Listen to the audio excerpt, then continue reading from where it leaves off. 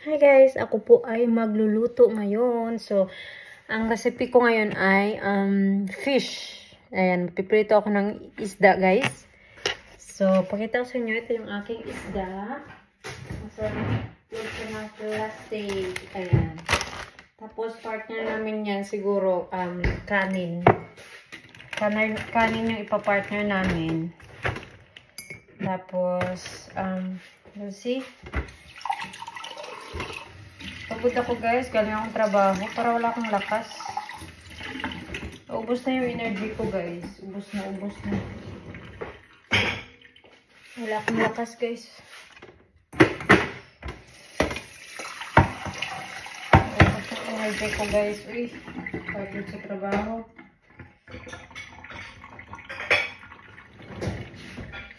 So ngayon, dito tayo ng isda.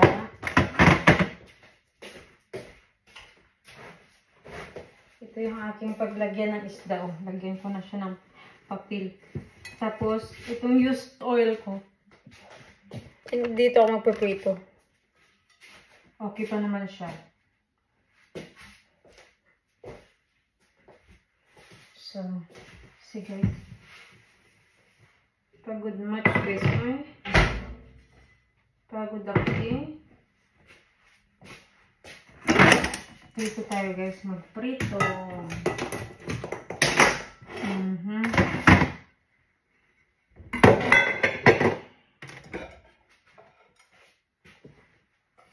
Kamusta na guys? Kamusta na kayo dyan lahat? Long time no see.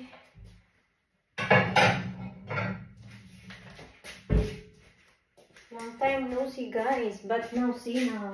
Mamaya may papakita pala ako sa inyo. Meron akong binili galing China lang siya na na items. Sa Timo, alam nyo ba yan guys? Timo Howl. Ang dami ko na dyan na order sa kanila. So mamaya nabuksan ko na yung in-order ko eh. Kaya lang nabuksan ko na sa package. Kaya lang hindi ko siya na check isa-isa. So ngayon i-check natin yan siya guys. After ko dito magluto muna ako kasi daming ang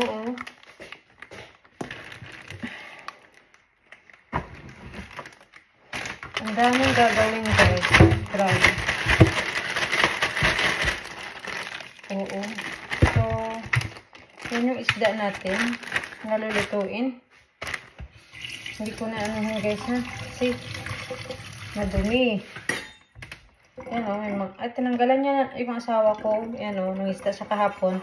Ang dami niya napanguwang isda guys. So ngayon, ang gagawin ko sa isda nito ay ipiprito ko siya. Pero bago dyan guys, i-ano ko muna siya. Tawag doon. Ugasan ko muna. Tapos ilagyan ko siya ng citron or lemon. Pahiram siya ng lemon para pantanggal langsa. After nyan ay lagyan ko na siya ng salt. Tapos ipiprito na natin.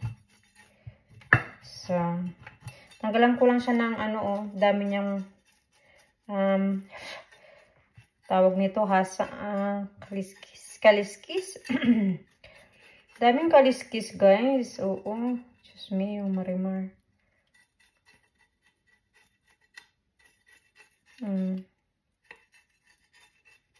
Ayan o.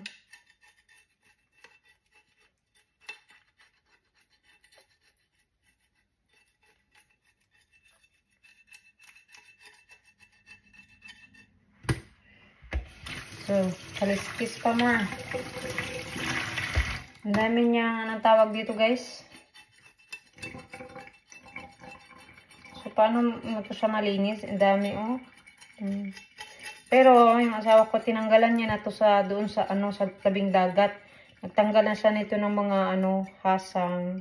Nilinis niya na yun. Pero, hindi talaga totally na malinis siya o kaya linisin natin siya ulit. So, ang ulam natin ngayong araw ay isda. Pritong isda, guys. Itong isda. So, hindi ako marunong magtanggal ng hasang. Ano, maano pa siya. Yan. So, yun nga guys.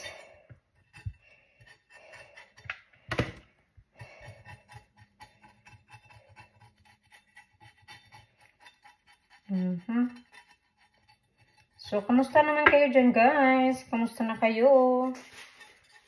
Ayan, thank you guys for watching. Please share my my video guys, and you can also share and like and comment down below guys para mabalikan ko kayo. Para ako ay makasupport din sa inyo guys. Thank you so much. Thank you so much guys. Ayan, ang laki ng isda. Ito yung nahuli ng asawa ko. Nilinisan niya ng kahapon. So, sabi niya,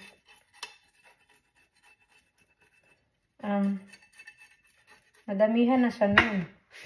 Kumuha pa ako ulit dun sa freezer namin kasi sabi ko kunti lang naman yun.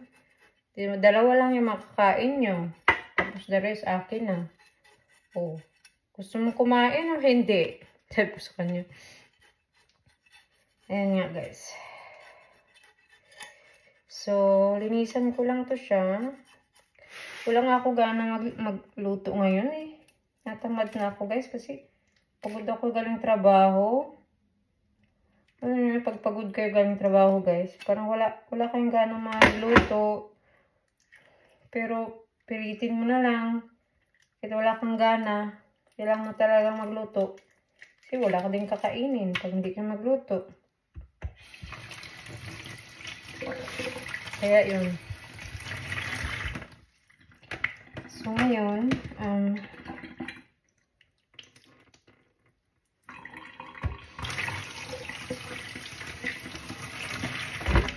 ay, stress pa. Sobrang pagod ko sa trabaho, guys. Sobrang pagod. Stress, super busy. Busy sa trabaho, busy din dito. Ang lahat busy.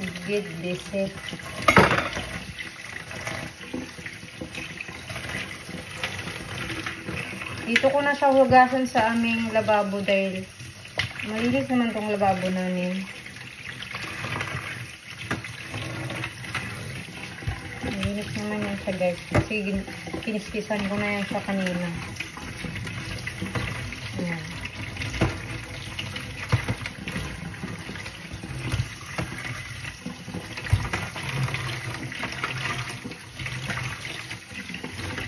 Isda ang ulam ngayong araw.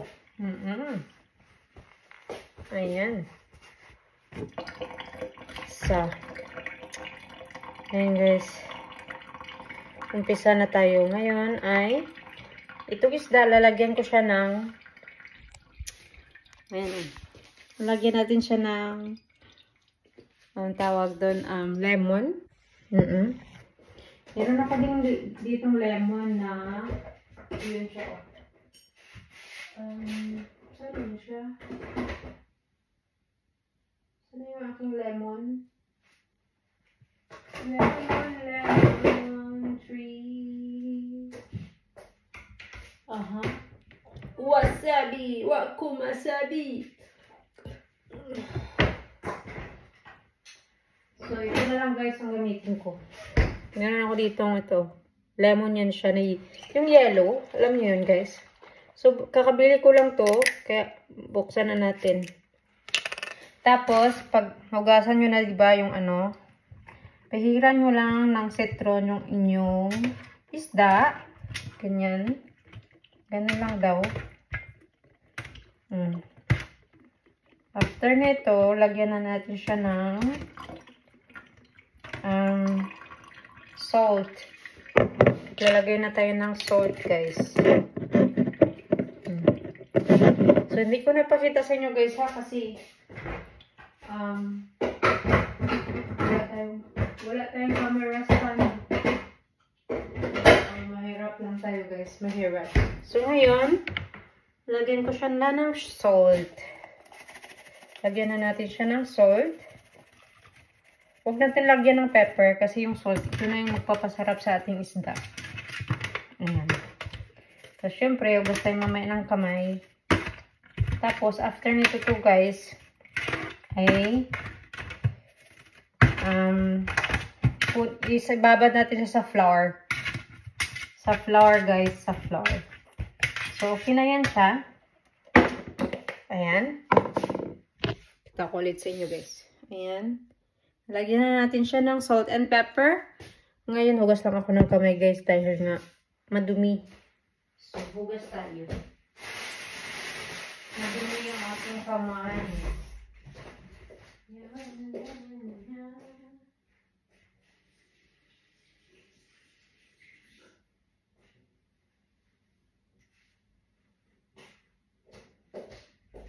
Hugas ng kamay. After nyan guys, meron ako ditong flour. Yung flour natin ay ito. Ayan. May ilang tawag sa kanila. Ngayon, isda. Lagay natin dito yung natin sa flour. Ayan. Oh! Ayaw mabuksan. Hirap. Ganyan. Tapos mamaya guys, pag kulang natin flour, dalagan na lang natin. So ngayon guys, magprito na ako. Dandahan. Pakasan na natin yung apoy muna.